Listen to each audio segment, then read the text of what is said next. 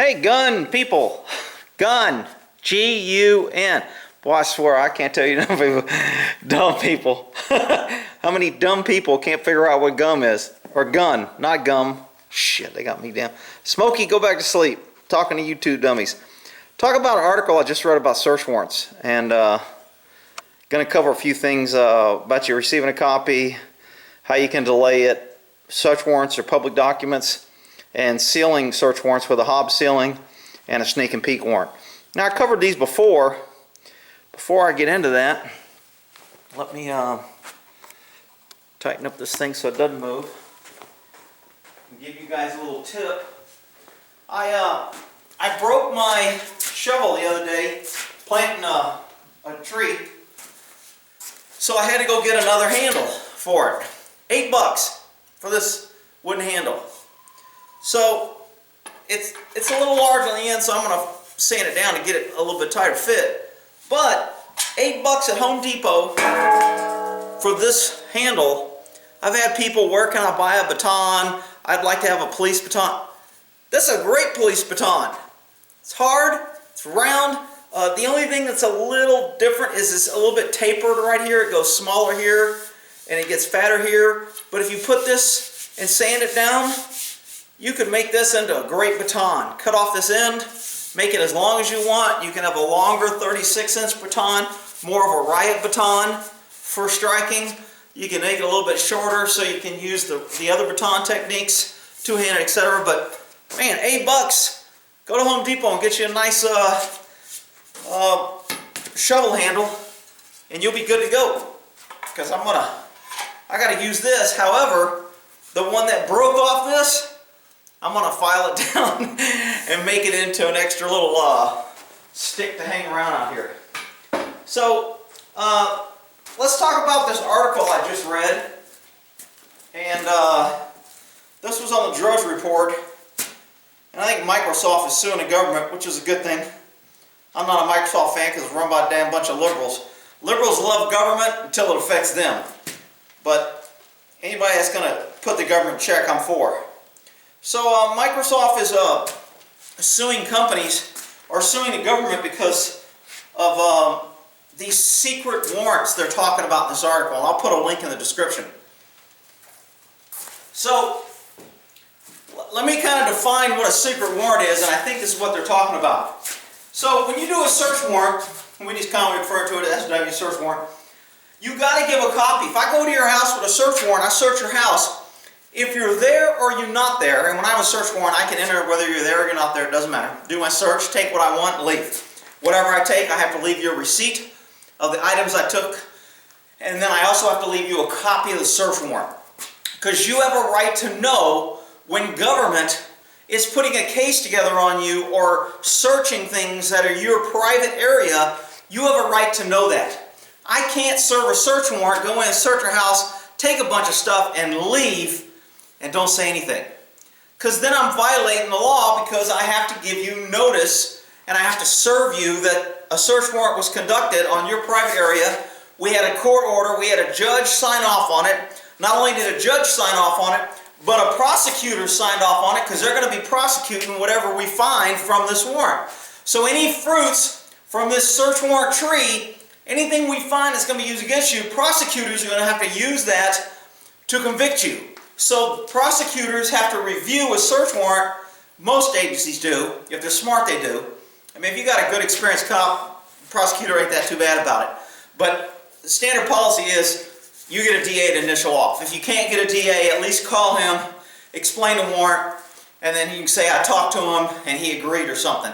But you kind of want to get the prosecution buy-in, because they're going to have to use that warrant. If you go through a warrant, you go in, you do a warrant, you don't get the prosecution to sign off, you find all this great evidence, and then the prosecution goes, you know what, I don't think your warrant was good, I think we're going to lose everything you found.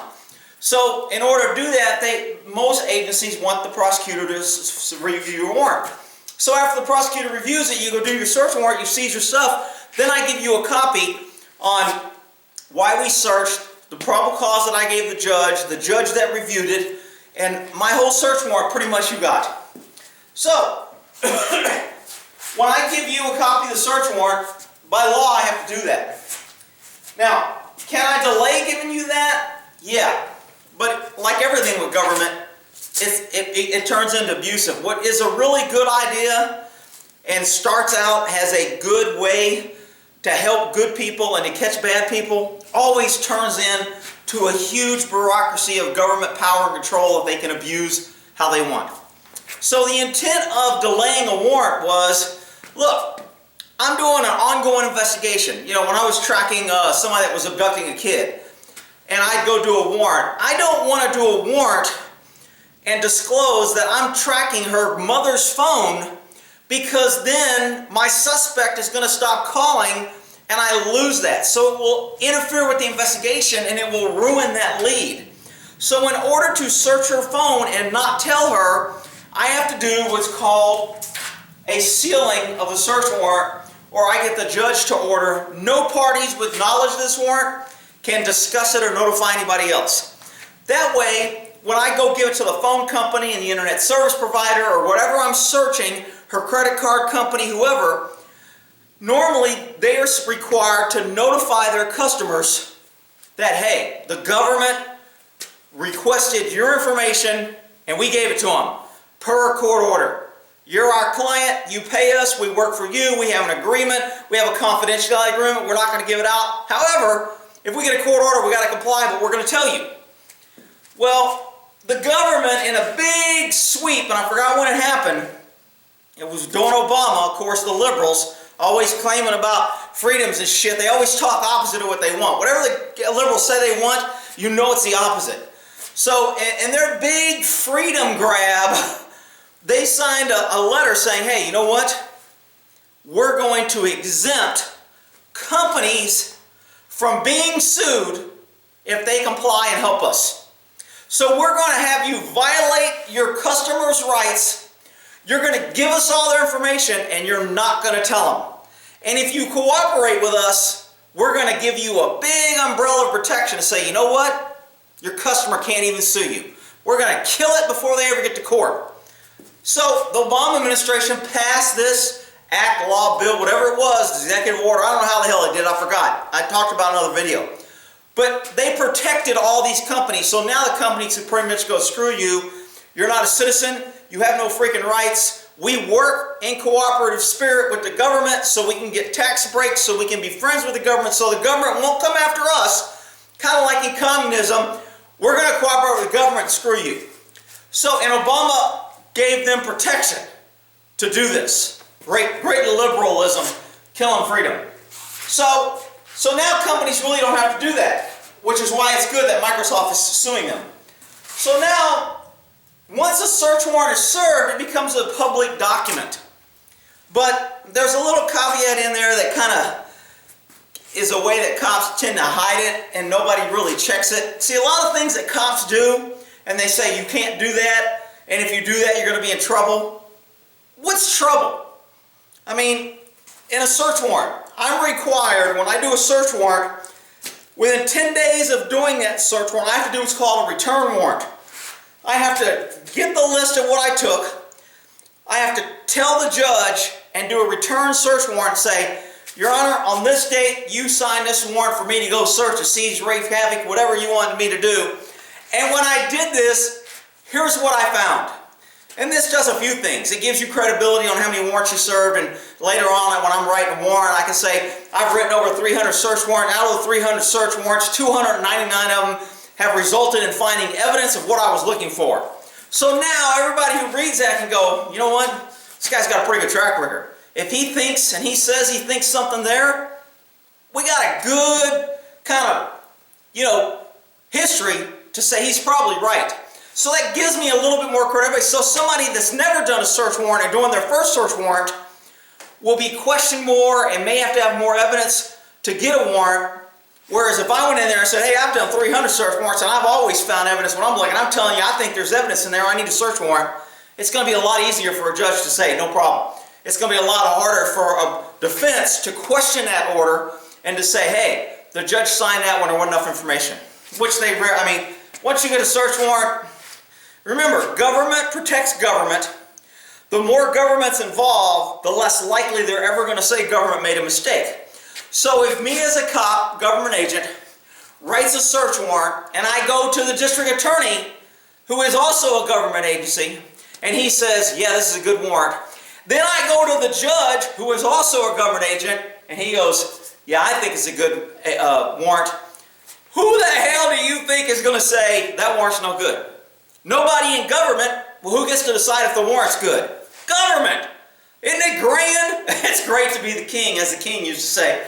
So, the other way to get around notifying was called a sneak and peek warrant. Now, if I'm searching, like, if I want to go in and put in a camera, I want to go in and put a listening device in a house, and it's an ongoing investigation, I'm looking for a bad guy, and I already know these guys are bad guy. I've had an undercover cop do drug buys. He's bought dope from there. We know they're growing dope in the back. We know they're selling dope. Whatever it is that gets me in a house, but I want to do a warrant to catch another guy that killed a couple people. So I don't want to really bust them for this drugs, even though I got enough to do that. So I can do what's called a sneak and peek warrant. I go to the judge, I go, Your Honor, I want to search his house, but I don't want to tell him I was there. I don't want to take anything from the house that might let him know I was there, but I want to go in to set up listening devices, to confirm what I think is in there, and to set up something to help me track the murderer, who I think is either calling, visiting, or corresponding with them, to where I can later track him. So I need to go in there, but I don't want anybody knowing. So the judge can go, okay, so he'll sign that warrant, sneak and peek. I get to go in there, I get to violate the other rules to where I have to leave a copy of the warrant, I have to leave what I take, etc. And I can go in there, I can take pictures, I can take video, I can write down things, I can find things, I can do whatever I want and then leave, and I don't have to tell anybody. Now, when you do those warrants, you have to justify to the government and to the judge why you need to do that. Because the danger goes up. It's inherently dangerous. You're in someone's house, they can mistake you as a burglar, you're sneaking in, you're sneaking out, the neighbors may call. You know, when we do a sneak and peek warrant, sometimes we have to go at night when nobody's there, 2 or 3 o'clock in the morning. We have to sneak in. We can't drive our police cars there because the neighbor may go, hey man, there was cop cars at your house last night. We don't know what was going on. We saw a couple guys run your backyard. An hour or so later they came out and left. So that tips us off. So, in a business building, if I'm doing one on records or a computer in a big building, it's a lot easier. Because I can go in there at night, all I got to worry about is the guy doing the janitor work, or maybe a security guy. So I don't have to worry about a whole bunch. But when you get to a house where there's witnesses, now sometimes if we're out in the country and nobody's around, then we can go out and do it. But again, the danger goes up. We're sneaking around, we're doing black bag shit, we're not being up front, we're not wearing police vests saying, please, search warrant, get down, don't shoot, we're the cops, so the dangers go up. So sneak and peek warrants, a little bit more iffy. But what Microsoft is suing now is they have secret warrants and secret courts, and they don't have to really justify anything. Their justification, and what they say in the article, is that we have an ongoing investigation, and if the warrant gets out, it'll jeopardize the investigation. That's what I call the chicken shit, bending the rules, bad warrant, okay? The law is, if I'm going to do something and violate your constitutional rights to know and violate the laws, I have to show good cause. And making some, and there was this one lieutenant, Smellibob, we called him.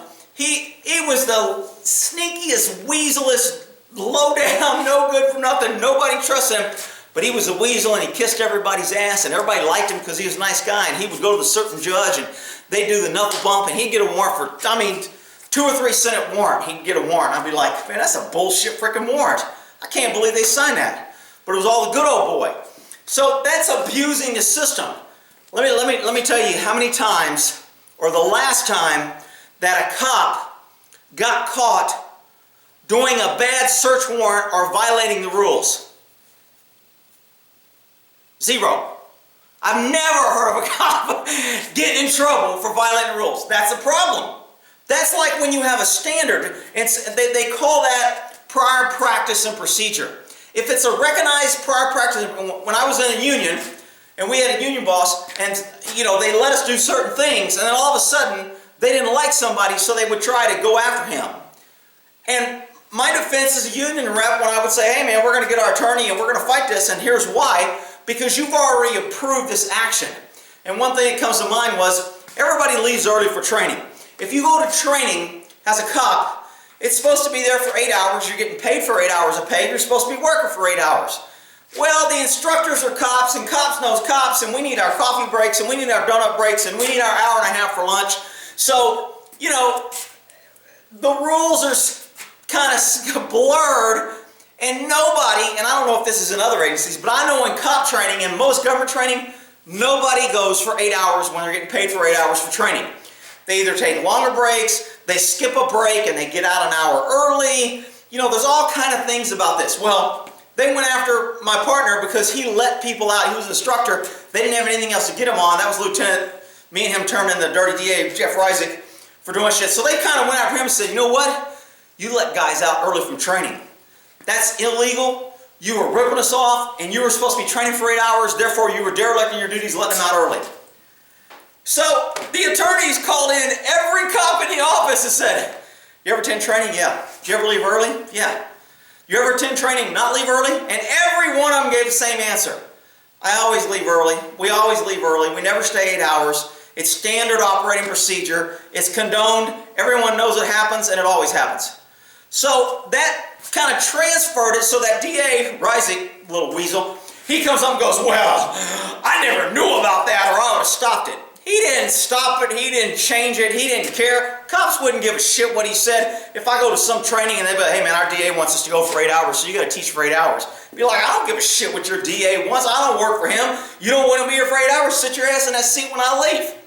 So that's what happens. That's just one of the things where you get power practice. So because a cop has never, that I know of, been in trouble for doing a BS bullshit weak, short, non-cleared warrant, it's pretty much accepted that it's okay to do that.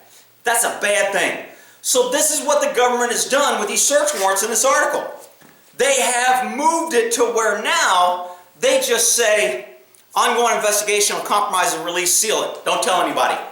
So Microsoft, and I don't believe Microsoft gives a shit about freedom. I don't think they're protecting anybody's freedom. I think what they're protecting is we're doing all these freaking search warrants and we're having to pay for it. The government ain't paying for shit. And if we don't stop them somehow, we're going to get into working for the government as a search warrant agency. So how can we stop them and still look good? Well, how about we sue them for violating fringe rights and they're not justifying good? Okay, that's a good idea. So Microsoft, to look like the good guy, is saying, you know what? The government's impeding on your freedoms. Woo, freedoms. Woo. Microsoft's going to talk about impeding and being nosy and taking shit, and they're going to be the... Look, I agree with what they're doing. I'm just trying to give you the big picture on what this article is saying on search warrants, what's going on. Pretty much now, people are searching your shit. They're going your bank records. They're doing, subpoena Duke is taken. They're doing all kind of shit to circumvent the search warrant notification notice so people don't realize how much government is snooping into your shit. Now, I know there's going to be people out there, hey, if you ain't doing nothing wrong, what do you care? I care because I don't like government having power to do what they want, when they want, how they want. Because they can keep that knowledge and use it against you later. You may not be doing nothing wrong now. They may not care even if you are doing something wrong. But later, if you become outspoken, if you become an enemy of the state, if for some reason they want you because you go against them politically or against their political pick, now they can come after you with this information that you thought, hey, I ain't hiding it, what am I worried about? And they can shove it down your throat and say, you know what, we don't care whether you did it. We know you were doing this, that, and that, and this violates that, and this violates that, and there's this new law here, and there's a federal law here, and there was a county ordinance here, and there was a city code here. And you know what? You violated one of them somehow, so we got you. That's the problem with this. So a lot of people aren't going to care about this, and they're going to say, you know, what's the big deal? Who cares? This is just another huge power grab by the government to circumvent the Constitution, done by the liberals, under the liberals. You know, liberals always want to say, well, it's not us, it's the Republicans.